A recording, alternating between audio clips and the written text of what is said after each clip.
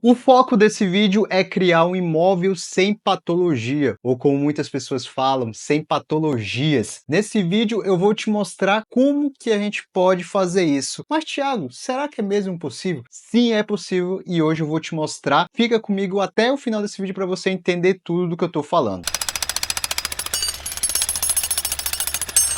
Para termos o imóvel em bom estado, o imóvel durado, nós precisamos focar muito em um dos itens mais importantes, que é a estrutura. Por isso que nesse vídeo eu vou te mostrar, vou te falar muito mais sobre a estrutura da sua edificação, as estruturas em concreto armado. Mas antes de iniciar, eu vou pedir que você se inscreva aqui no nosso canal, também ative o sininho para você receber notificações dos novos vídeos e ficar por dentro de tudo que a gente for lançar aqui semanalmente. Já fez isso? Agora vamos lá para o vídeo. Os problemas que podem afetar a durabilidade do seu imóvel, que podem criar manifestações patológicas no seu imóvel, eles têm um princípio ali muito básico, que eu estou falando da execução da sua obra, do projeto e também da interação dessa estrutura em concreto armado com o meio ambiente, com o ambiente que está inserido. Então, pensando nesses itens, as indicações do vídeo serão focados aí para a gente conseguir diminuir os problemas que podem ocorrer durante essas etapas. Então, eu vou te trazer as recomendações para você conseguir diminuir isso. As indicações, eu já vou te falar aqui de cara,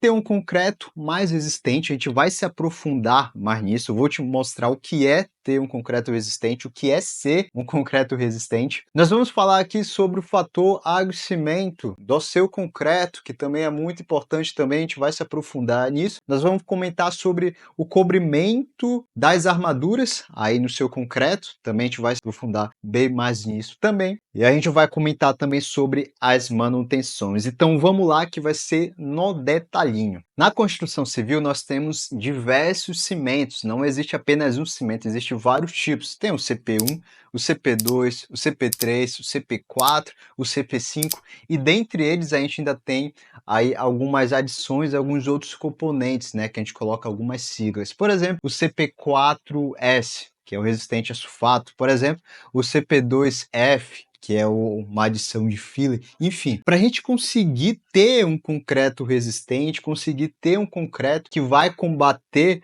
aos agentes agressivos, que isso é normal, você construiu, você já vai ter um ambiente agressivo ali que pode causar manifestações patológicas no seu imóvel, você precisa conhecer e escolher muito bem o cimento que você vai utilizar.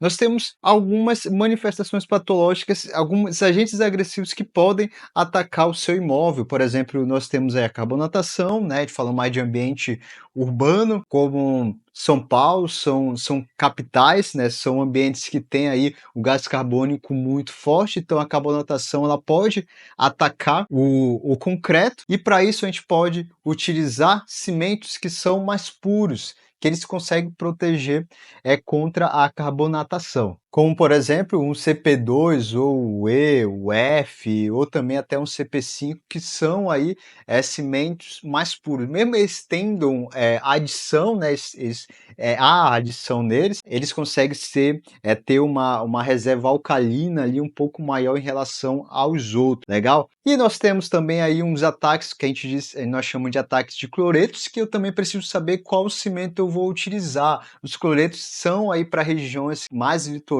por exemplo, nós estamos aqui na Baixada, a gente sofre bastante com os cloretos, que são os agentes que vêm da maresia, que vêm do mar, e a gente pode utilizar aí cimento que tem um pouco mais de adições, tá? Por exemplo, o CP3 e o CP4, eles têm um pouco mais de adição de componentes que deixa ali o meu concreto mais impermeável, ele tem uma menor permeabilidade, o que vai dificultar que esses agentes eles invadam, eles entrem no meu concreto, né, chegando nas armaduras, então eu já consigo evitar. Então se eu for trabalhar também ali com ambientes um pouco mais agressivos, tratando aí de galeria de esgoto, de ambientes que têm contato, de peças de concreto que têm contato diretamente com a água, a gente pode utilizar ali um CP4S, que é resistente a sulfato, que já protege ali contra os sulfatos que normalmente eles estão nessas águas contaminadas, nessas galerias de esgoto,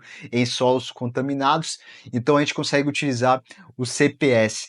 Nós temos vídeo aqui no canal falando tudo sobre os tipos de cimento, tá? Para você conseguir se aprofundar um pouco mais. É muito importante que a gente conheça os cimentos que a gente vai utilizar para a gente conseguir ter um imóvel mais durável e sem patologia. Então é interessante conhecer muito bem. Eu vou deixar aqui em cima, você já entra e veja esse vídeo. E agora outro ponto importante em relação ao cimento, em relação ao concreto, é a nossa resistência, né?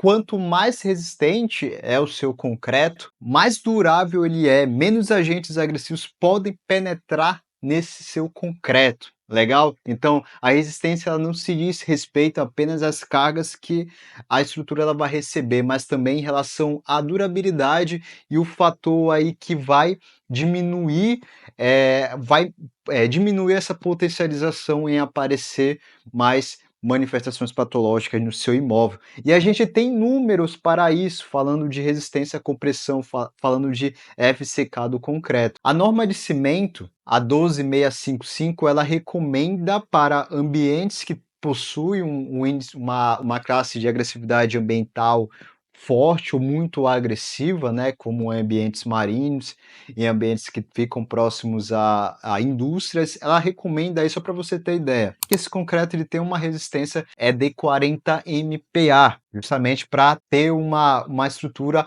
mais durável, mais resistente. E para outros ambientes, ali um ambiente menos agressivo, por exemplo, um ambiente que é moderado, um ambiente urbano, por exemplo, ela recomenda aí até uma resistência maior que 30 MPa, tá? Então, a sua resistência do seu concreto, além de verificar as cargas que a sua estrutura ela vai receber, também se diz respeito a onde vai estar o seu imóvel, onde você vai construir, dependendo do nível de agressividade que está inserido o seu imóvel, você vai ter uma resistência específica para ele. Então, muito cuidado com isso também. Relação ao água e cimento, também é um fator muito importante para a gente diminuir essas manifestações patológicas nos imóveis. O que significa a relação água e cimento, ou como a gente vê na literatura, a relação AC? É a proporção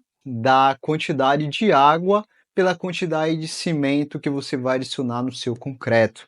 A medida de adição de cimento e também a adição de concreto, de cimento, quer dizer, a gente vai utilizar a norma para seguir ali e saber quanto que a gente pode adicionar de cimento e também de água. Por isso que existe o fator água e cimento, tá? Eu tenho uma tabela que também está na norma 12655, que é a norma de cimento Portland, que traz para a gente alguns valores de relação água e cimento, legal? Se eu tenho um ambiente aí muito agressivo e eu quero ter uma estrutura mais durável, seja o objetivo desse vídeo, ter uma estrutura sem patologia, sem manifestação patológica, a gente vai ter que ter uma relação água e cimento bem pequena, no valor de 0,45. Se eu tenho aí um ambiente que eu preciso ter uma resistência também, mas ele não é tão agressivo assim, ele é só considerado agressivo, a gente já vai falar sobre classe de agressividade ambiental, a gente pode ter um fator água-cimento de 0,50, ou seja, depende muito da onde você vai estar construindo. Ou seja, se eu tenho um ambiente que é fraco, que é um ambiente aí como um ambiente rural, eu posso trabalhar até com uma relação água-cimento de 0,65, tá? Então, quanto mais agressivo é o seu ambiente, ou quanto mais durável você quer que a sua edificação seja, menor precisa ser essa relação água e cimento. E como que eu chego nessa relação água e cimento? Você vai pegar a quantidade de água e vai dividir pela quantidade de cimento, isso em quilos, converte litros para quilos. Você pega isso e você vai chegar no fator água e cimento ideal, legal? Então, com isso, você consegue ter uma edificação com uma estrutura com menos poros e também com uma menor difusidade. Por quê? Os agentes agressivos eles penetram no concreto e se tiver uma conexão muito próxima nesse concreto, os agentes eles conseguem entrar e vão entrando, os poros eles têm uma conexão muito grande, que chama de difusidade, eles conseguem penetrar até chegar nas armaduras. Então, se eu tenho um fator água e cimento mais baixo, além de ter um concreto menos poroso, essa difusidade também ela vai ser menor, o que vai demorar muito mais para os agentes agressivos penetrarem e chegarem nas armaduras, ou às vezes eles nem chegam. Então, um ponto muito importante que eu quero falar para você é tomar cuidado em relação ao fator água e cimento. Lembrando, quero ter uma edificação mais durável, a norma ela recomenda que você trabalhe com o fator água e cimento acima de 0,45. Agora, se você entender esse item, você não vai ter problema no seu imóvel, vai ser diferente de 90% dos brasileiros que constrói errado. Eu vou falar aqui sobre cobrimento de armadura. O que seria o cobrimento da armadura? É o espaço da armadura, aqui ó, a armadura que está do lado externo, em relação à área externa do concreto, de cobrimento, tá? Então, essa diferença da armadura até a face externa do meu elemento estrutural é o que a gente chama de cobrimento, essa distância aí. Quanto maior é o seu cobrimento, mais durável é a sua edificação. Estima-se aí que a cada 1 centímetro de cobrimento, os agentes agressivos eles levam 25 anos para conseguir penetrar nas armaduras, no concreto, né, até chegar nas armaduras. Então, se eu tenho um cobrimento maior será a durabilidade do seu imóvel, menos propício a sua edificação ela vai estar de ter manifestações patológicas, como a corrosão de armadura. Mas também isso não vai sair da sua cabeça. A 6118 ela traz aí os valores que devem ter de cobrimento aí da sua estrutura em concreto armado. E aí se diz também em relação à classe de agressividade ambiental. Eu tenho classe 1, classe 2, classe 3, classe 4, sendo que a classe 1 é ambiente rural, que não tem aí tantos agentes agressivos, é um ambiente um pouco com agressividade mais fraca. A classe 2, que eu estou falando de ambiente urbano, certo? Que também tem é regular, né? Tem uma classe um pouco de agressividade um pouco menor, e temos a 3, que são ambientes marítimos próximos à praia, ambientes ali com maresia, né, e tal, então já tem uma agressividade um pouco maior, e também tem a classe de agressividade 4, que aí já estou falando de ambientes que têm contato direto com a água, ambientes que industriais também, que já tem aí um ambiente muito agressivo. Então, com essa norma, a gente verifica qual será o cobrimento ideal aí no seu imóvel, na estrutura do seu imóvel. Por exemplo, se eu estou em um ambiente marítimo, um ambiente com praia, classe de agressividade 3, a norma fala que para a laje eu preciso de um cobrimento de 35 milímetros, enquanto para a viga e pilar eu preciso de um cobrimento de 40 milímetros, e assim por diante, tá? Então, com isso, seguindo esse cobrimento, a gente consegue ter uma edificação muito mais durável e sem manifestações patológicas, que é isso que você quer. Mas não paramos por aí. Além de focar nesses itens que eu falei para você, que de respeito a projetos e construções, a gente precisa entrar em outro item que é de suma importância para não ter patologia no seu imóvel, que é a manutenção, que são as inspeções. Não adianta construir bem, ter um projeto excelente e não cuidar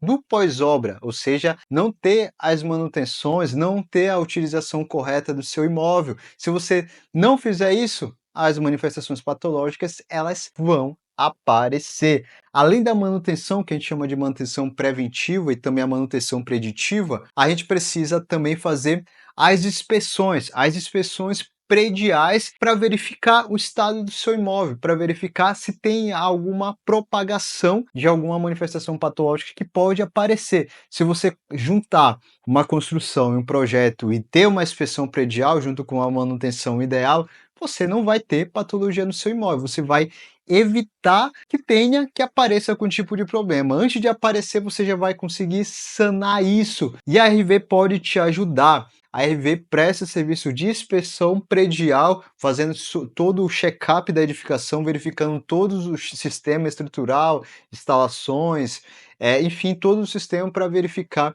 ali como está o estado do seu imóvel e te apresentar as devidas providências que você precisa tomar. Então, se você estiver precisando desse tipo de serviço, pode entrar em contato conosco, a gente é uma consultoria, eu chamo no WhatsApp, os dados estão aqui embaixo. Tiago, mas você falou só de um tipo de sistema e o restante falou só de estrutura. Eu sei, mas se você focar nesses itens, você vai diminuir muito as manifestações patológicas que poderiam aparecer. E se eu conseguir evitar os problemas de uma estrutura, cara, o seu imóvel ele vai ser muito mais durável, o seu imóvel vai sofrer muito menos. Mas se você quiser um vídeo falando sobre outros tipos de sistema, como impermeabilização, como vedação, como instalações, deixe o seu comentário aqui embaixo. Se tiver bastante comentário, a gente faz outros vídeos igual a este.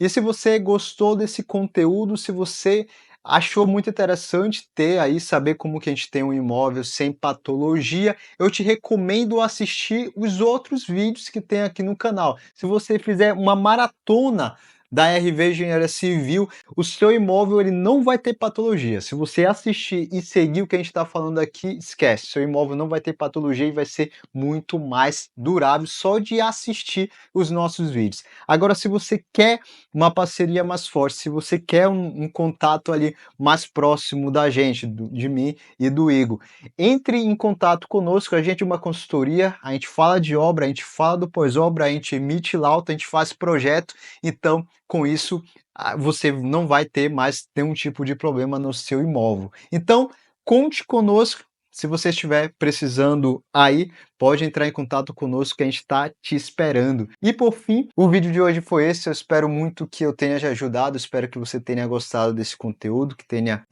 te auxiliado aí de alguma forma, e eu espero na próxima semana. Até o próximo vídeo, tchau!